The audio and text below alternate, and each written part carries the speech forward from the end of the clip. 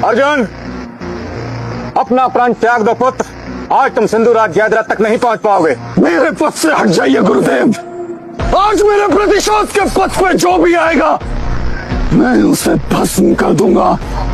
आज मेरे तीर स्वयं अभिमन्यु हैं। हट जाइए गुरुदेव। मेरे साथ युद्ध करो अर्जुन। अर्जुन नहीं अंगराज, वीर अभिमन्यु का पिता कहो।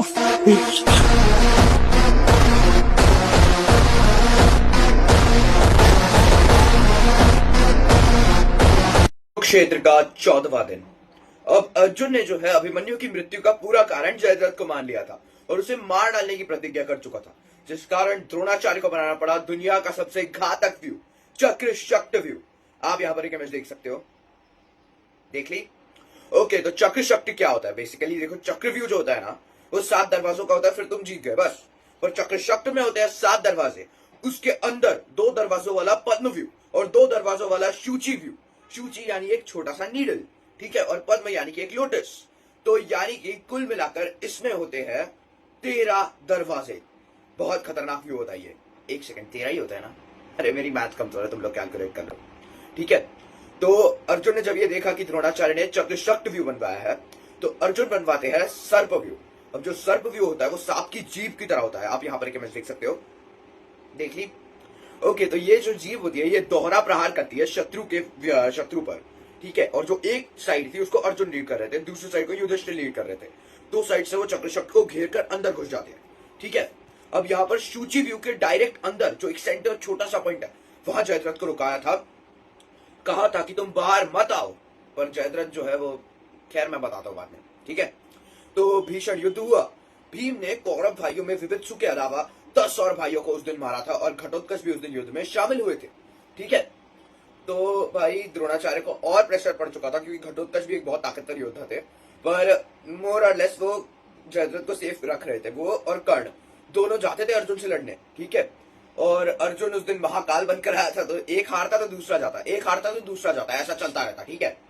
पर जयद्रथ का अभी तक कोई आता पता नहीं है कि तभी दक्षिण से खबर आती है कि भूरिश्रवा सत्यकी की ओर बढ़ रहा है और अर्जुन और केशव में हो जाती है मतभेद। केशव भूरिश्रवा सत्यकी की ओर बढ़ रहा है, मैं अभी जा रहा हूँ उसकी मदद करने। अर्जुन, सूर्यास्त होने को है, तुमने अभी तक जयद्रथ को ढूंढा भी नहीं है, वापस आओ, तुम अभी सत्यकी को मदद करने नहीं जा सकते। हे केशव, सत्यकी मेरा शिष्य है, पुत्र के समान।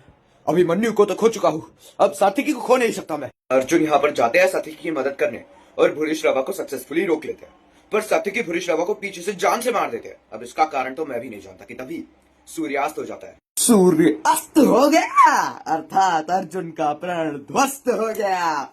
सर्वश्रेष्ठ धनुर्धर अर्जुन एक वचन नहीं निभा पाया। छी छी छी छी छी। जयद्रथ, आचार्य द्रोण की छाया में छिपे हुए सांप, अरे तुझे छिपने के अलावा और आता ही क्या है कायर? वासुदेव कृष्ण, आपके सुदर्शन चक्र ने सूर्य को क्यों ढक रखा है भला? क्या? अब लेखा मेरे बाण।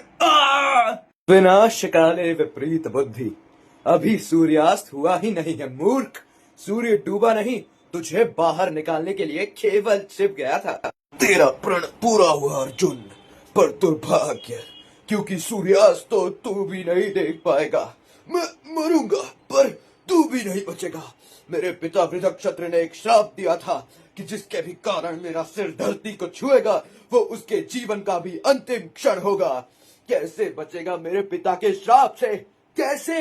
देर मत करो अर्जुन, ले तेरा शीश उन्हीं चरणों में समर्पित जिनमें तेरा जन्म हुआ। तो इस तरह जयद्रथ का शीश सीधा जाकर गिरता है उसके पिता की गोद में, जो कि एक वन में मेडिटेट कर रहे होते हैं, जिसके बाद अर्जुन की जान बच जाती है और जयद्रथ के पिता, वेल, बूम,